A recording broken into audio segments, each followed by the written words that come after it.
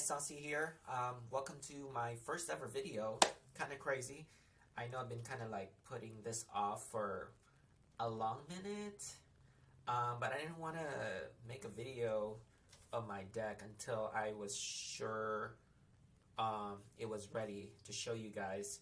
Anyway, I know it's kind of like super late now that OP2 is about to come out, but anyway, I just wanted to show you guys kind of what I put together and my take on Doflamingo for OP01, as well as maybe share some thoughts on, what we can do better for OP02 and kind of like what changes we're going to make for the deck for the new set coming up in a couple of weeks. So just a couple of things about this deck and kind of like, how well it's been performing for me. Locals, I've taken probably, maybe like 8 locals using my Doflamingo deck. I have like 5 unopened winner packs right now. I don't know if I want to. Maybe I can open like 4 of these and I'll keep one on the video. I don't know. Be kind of cool. Also, I got top 16 at Vegas. Hey, I barely missed out on top 8. It's very sad, but you know what? I still was able to get my Usopp card and my Chopper, which is pretty dope. Aside from that, I think this deck is pretty much as good as it's gonna get. So I'm gonna go ahead and show you guys what we got. So, also, this, just so you guys know, this is not the list that I took to Vegas. The only thing different will be the Vergos, which I will show you guys what I changed it out for at the very end here. So obviously, if it ain't altered, you ain't doing it right? So we got our leader card, Doflamingo. Y'all should already know what it does. There's plenty of deck profiles out there that explain what all of his cards does. So instead, what I'm going to actually do is tell you guys, kind of like give you more insight from a blue player on, how to utilize these cards and tell you like what my input is on each individual card I run. So first things first, we got obviously the leader card. You guys already know what he does. Next up is our 1-drops. We have 4 1-drop blocker laws. Honestly, there's a lot of lists out there running only 3. I don't agree with that. I think 1-drop blockers, especially for OP01 meta, it's integral for you to survive, and it's honestly like one of the best cards in the game. So I run 4 of the 1-drop law blockers. Great card. It is probably my go-to card to grab with Gecko Moria, that and also the 2K counter Mihawk, which will come up later on. And he's also right on curve on your 10 Dawn turns. When you play the 9-drop Mihawk, you could play the 1-drop Law right afterwards. So he fills that out quite nicely and wouldn't do any less than 4. Next up, we got 4 Peronas. Best card in the deck. If you're not starting with Perona, honestly, it's pretty rough. Like, especially if you don't get the 3-drop either. It's really hard going in blind with the deck. But I think I fully optimize this deck so that I can maximize any blind checks from Doflamingo's ability. But regardless, obviously 4 Perona is a staple. I don't know, like if anybody is running less than 4, I think they are doing it wrong. So moving on, we'll go ahead and move on to the non-warlord cards. We have 4 Pacifistas. Great card. I think on the latter part of OP1, people are starting to move towards running 3 to 4 Pacifistas. I think 4 is pretty important, especially against purple. You really want to see that with your Kumas, because when they play that 10 drop, you really want to have a Kuma on board so that you could stick a Pacifista after they blow up the field. And it just, honestly, it makes a huge difference when you have an extra body, because then you're swinging in for an extra life on the following turn. It's just all around great card. It's good against green as well, and red decks that try to destroy your cards like Kuma, and it's a great bait as well. But we'll talk more about it when we get to that card. Moving on here, we have 3 Jinbes. Funny story about this card. I used to actually hate this card. 4 for 2K. It's a terrible stat line. But really, in blue, you're very limited on your options as far as what answers. Oh, there's a glare there. Let's get that out of the way. You're pretty limited on your answers to different threats. So with Jinbe, think of them more like an event, right? It's an event that says bottom deck of 3 or less, that has a trigger, which is amazing, and also comes with a 2K body. So when I started to see it from that perspective, it made me realize actually how good of a card Jinbe really is. He does a lot. Law is a tough matchup for blue naturally, and it's because blue doesn't really have a lot of permanent interaction with characters. So Jinbe kind of solves that problem, and I can't tell you guys how satisfying it is when you have Jinbe in life and the Law player swings in for life and preparing for that right before they do the that switch, their ability, and you just hit that Jinbe and then you completely ruin their strategy. So great card. Couldn't recommend it more. Next card here is gonna be Perona, or I'm sorry, Alvida. 2K counter. Awesome card. I really don't have anything bad to say about this card. I guess the only thing I'll say is, like, you know, it feels kind of bad. It's not stronger than 3K, but 2 for 3K is actually not bad, and it's close enough to 5 where it can be a relevant threat when needed. And of course, it's still a 2K counter, so wouldn't run any less than 4 at this current time.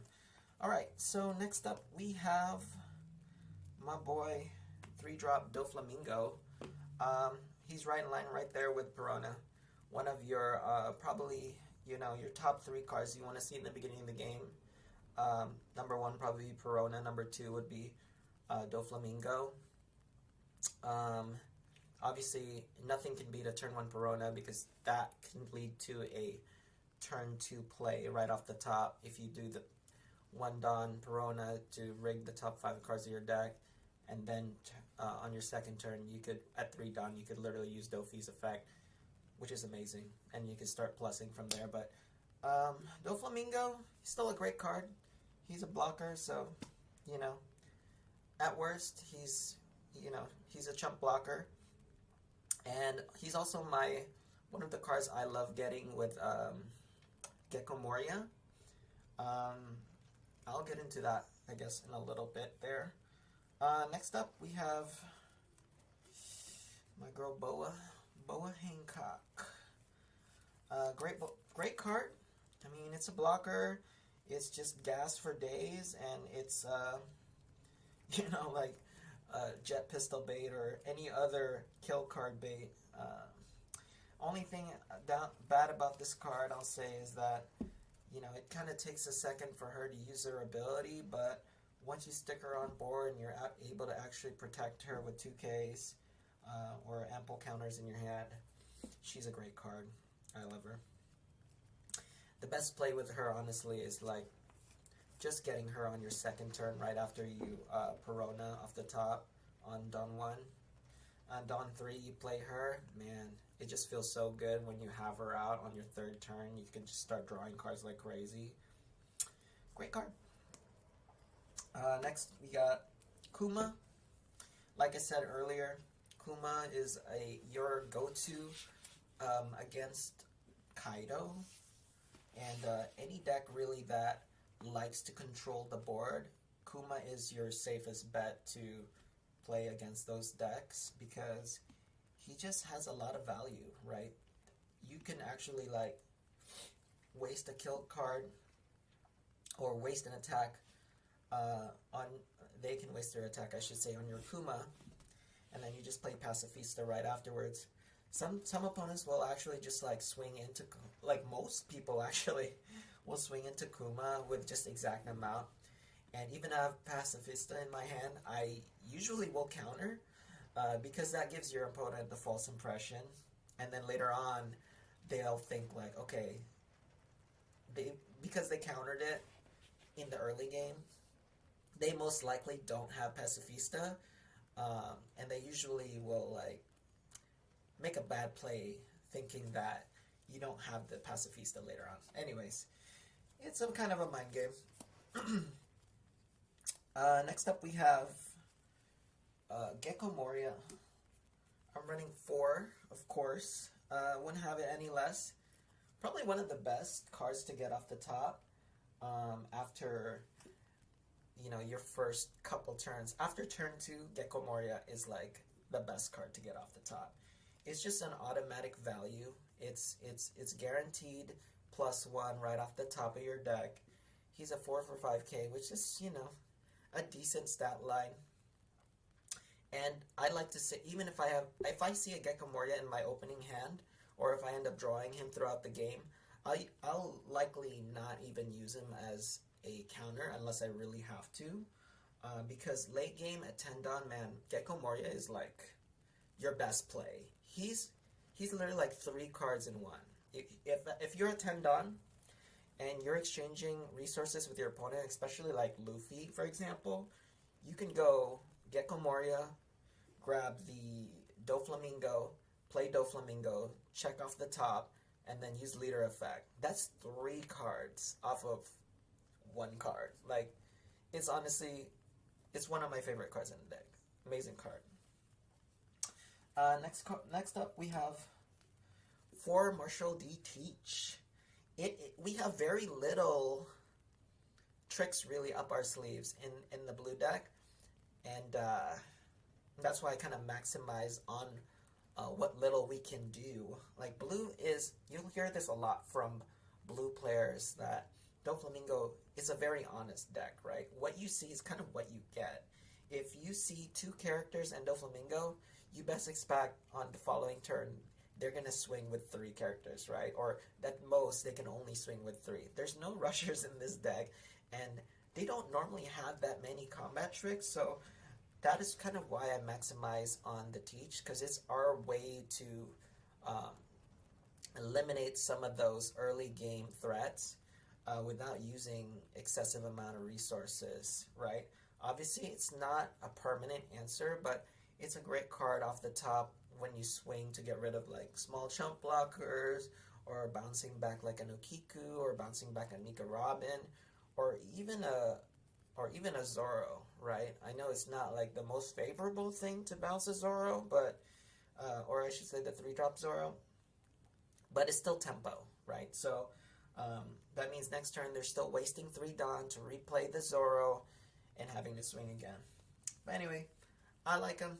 I like him at 4, and I don't know how it's going to be in OP02, but OP01, 4 is definitely a highly recommend from me. Alright, next here we have 4 Mihawks. Goes without saying, it's an auto 4-of, it's a 2k counter, and most of the time you're going to use it as a 2k counter. There will be times where you have dead cards in your hand,